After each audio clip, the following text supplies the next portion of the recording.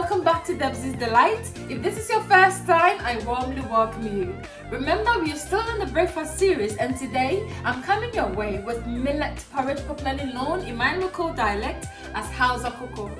Hausa Koko is one of the go-to street-style breakfasts in Ghana.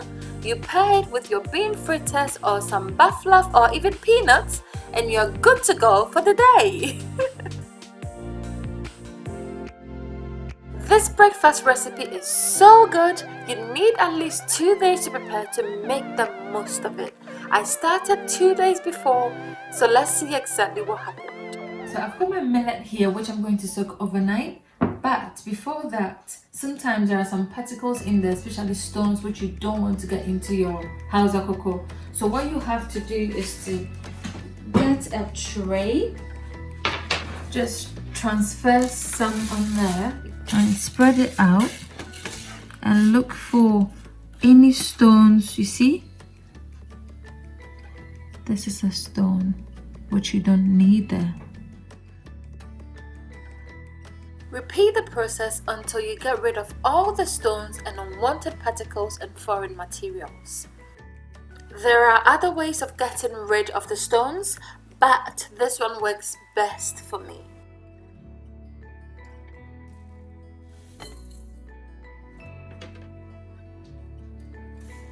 Okay, so we are almost there, and thanks to hubby's help we could really quickly. Thank you, hubby.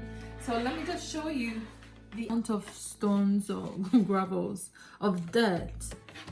We got all this is dirt. This is almost the final batch. This is the clean one, and zoom in, you see the amount of dirt under it. You really don't need that in your hausakoko, so be very careful. Just be patient and try to clean it as much as you can, okay?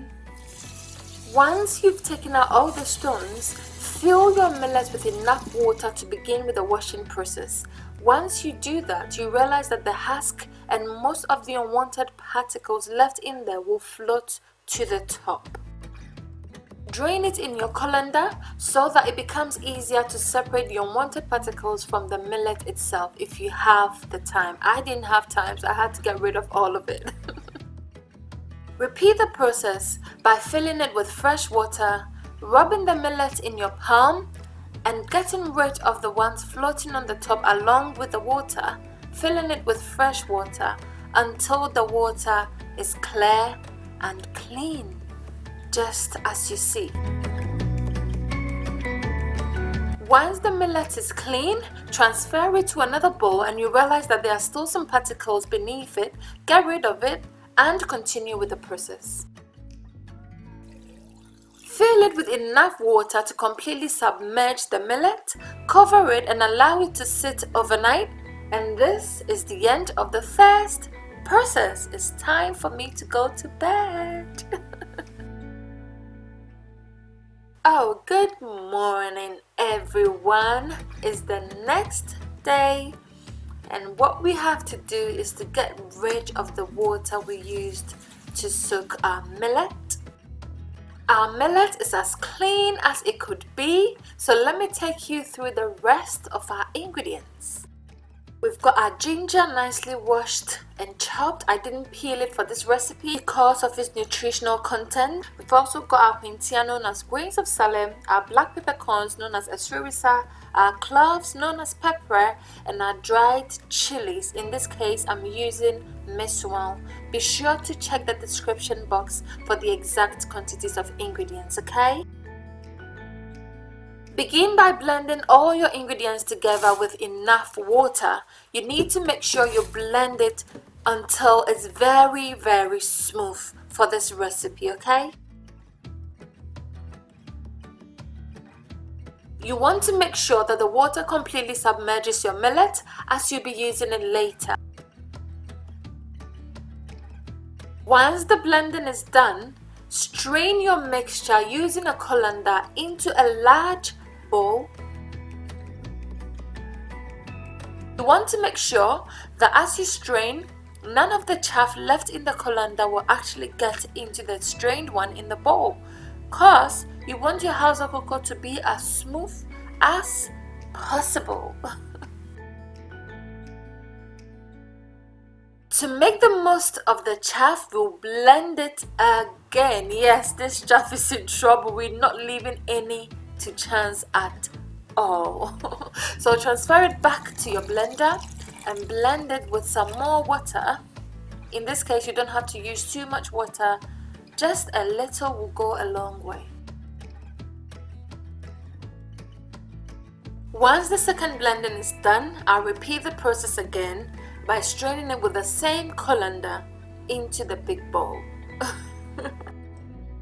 Because hausakoko needs to be very silky and smooth, we're going to strain it again into another clean bowl, this time using a cheesecloth which has smaller pores and a clean colander as well. Squeeze the mixture with both hands, and as much as possible, avoid allowing any of the chaff to get into the strained one, and make sure to squeeze it with all your strength and might to extract all the juices from the chaff. Once the first squeeze is done, I'll repeat the same process again and blend the chaff with a tiny winny bit of water like before.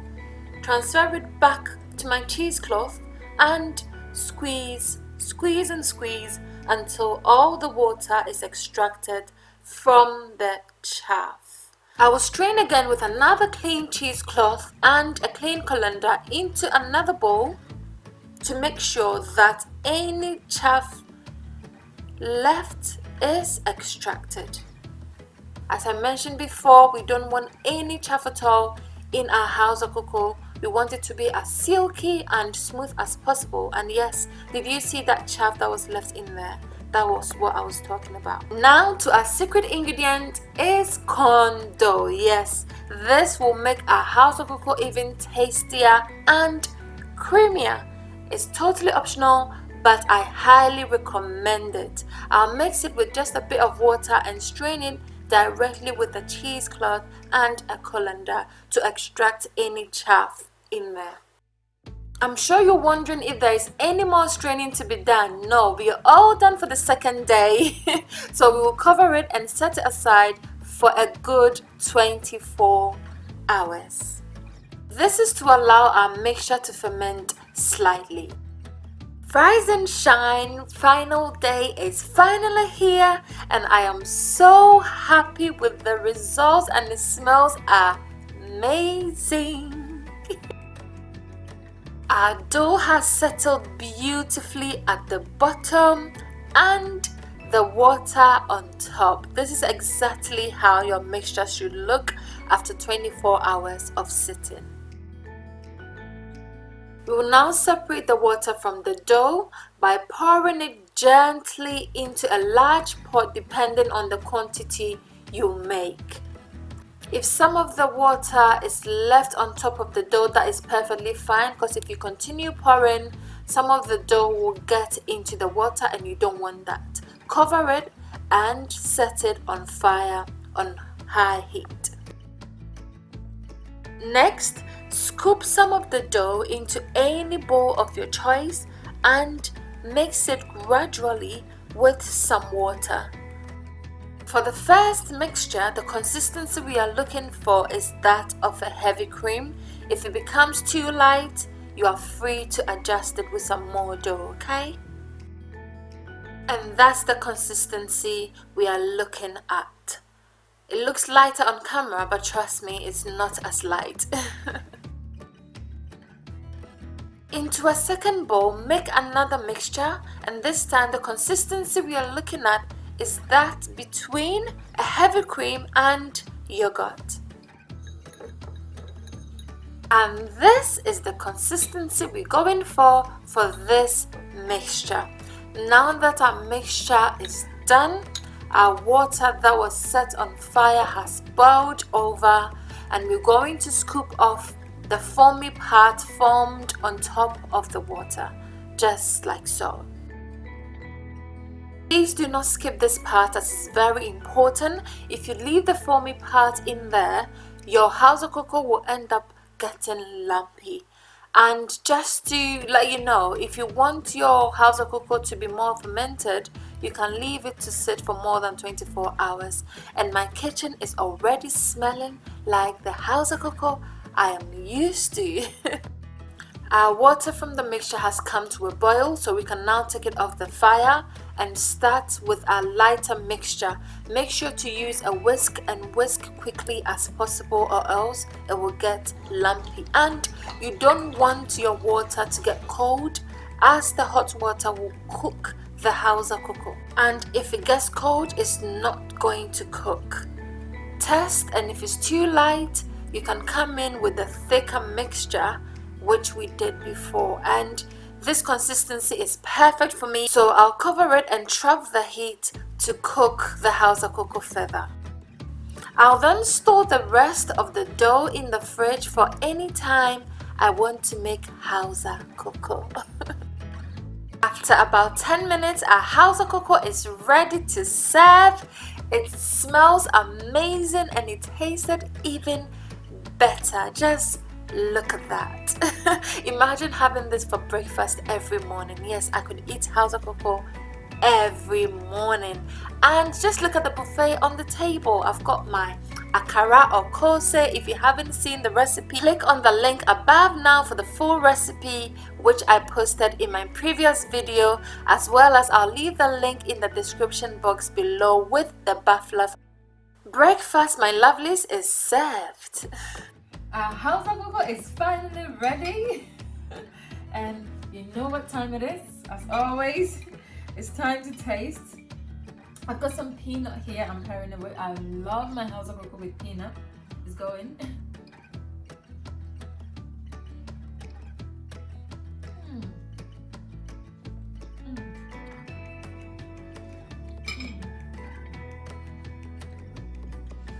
This is amazing. Just like the roadside hausakoko you will find. It's so creamy because of the corn dough I added, and it's just perfect. I love it. My morning just got better. Thank you all so much for watching and subscribing. See you in my next video, but until then, I love you all, but God loves you the most. Bye for now.